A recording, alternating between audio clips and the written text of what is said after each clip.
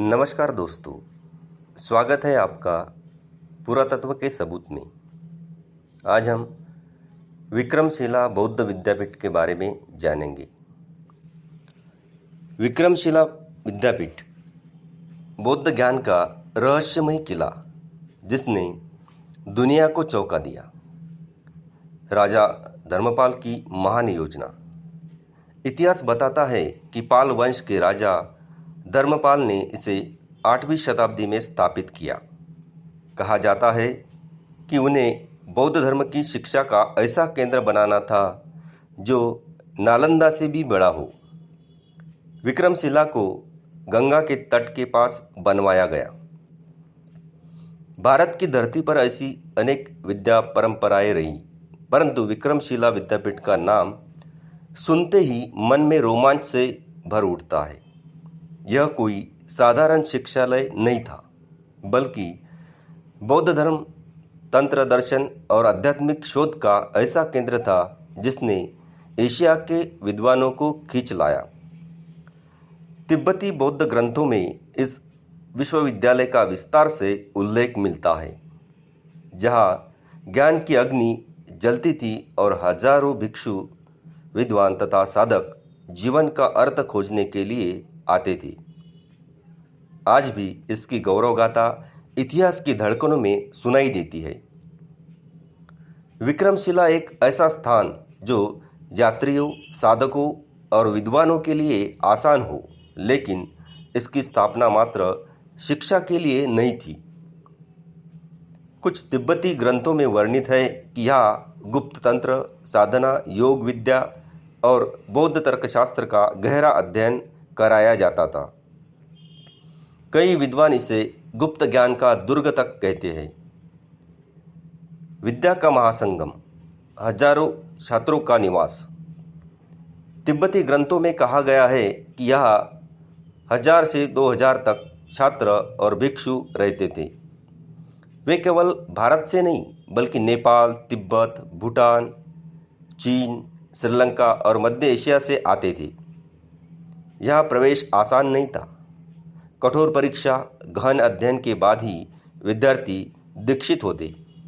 शास्त्र, व्याकरण, चिकित्सा, ध्यान साधना, योग, तंत्र और दर्शन सबका गहरा प्रशिक्षण दिया जाता। कहा जाता है कि यहाँ अध्ययन के साथ साथ भिक्षुओं को मानसिक अनुशासन, करुणा और आत्मनियंत्रण की साधना भी कराई जाती थी। तिब्बती ग्रंथों में विक्रमशिला की छवि। तिब्बती बौद्ध साहित्य में विक्रमशिला का नाम आदर और रहस्य के साथ लिया जाता है।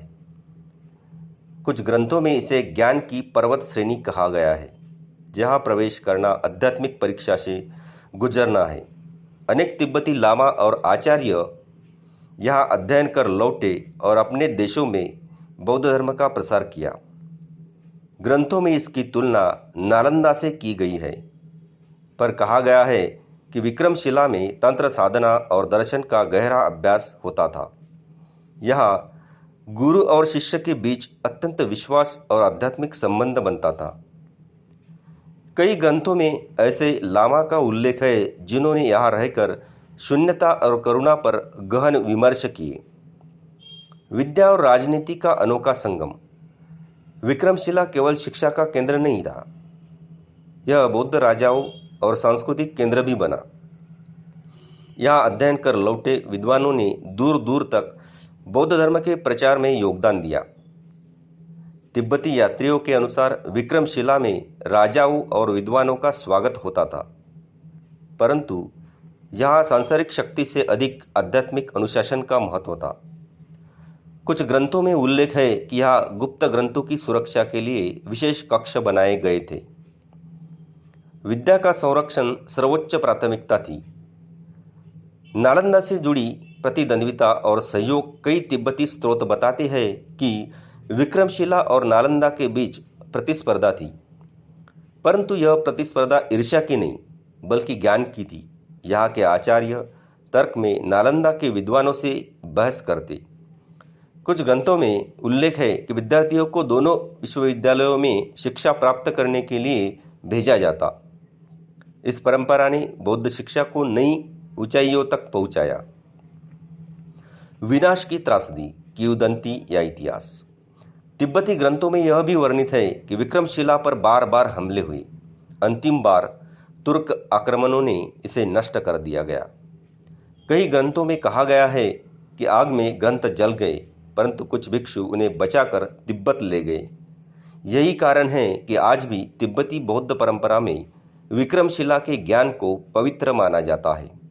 यह माना जाता है कि यहाँ पढ़े आचार्यों ने अपने शिष्यों के माध्यम से ज्ञान का प्रवाह जारी रखा, जिससे तिब्बती बौद्ध धर्म ने नया रूप लिया। रहस्य, गौरव और प्रेरणा। विक्रमशिला विद्यापीठ केवल एक शिक्षालय नहीं था, यह ज्ञान, साधना, अनुशासन और वैश्विक बौद्ध संस्कृति का केंद्र था। तिब्बती ग्रंथों में इसकी छवि ऐसे शिक्षालय के रूप में प्रस्तुत की गई है जहां प्रवेश ही तपस्या की परीक्षा है और अध्ययन आत्मा की साधना। यहाँ का वातावरण, गुरुओं की कठोरता, छात्रों की निष्ठा और ज्ञान की गहराई सब मिलकर इसे बौद्ध इतिहास का अनमोल रत्न बनाते हैं। आज भी शोधकर्ता और बौद्ध धर्म के अनुयायी विक्रमशिला के अवशेषों की खोज करते हैं। माना जाता है कि यहाँ अध्ययन करने वाले आचार्यों ने तिब्बत में बौद्ध ग्रंथों की नई परंपरा स्थापित की। तिब्बती बौद्ध साहित्य में इसका उल्लेख श्रद्धा और रहस्य के साथ होता है, मानो यह विश्वविद्यालय केवल पत्थर की इमारत नहीं, बल्कि आत्मा की साधना का केंद्र हो।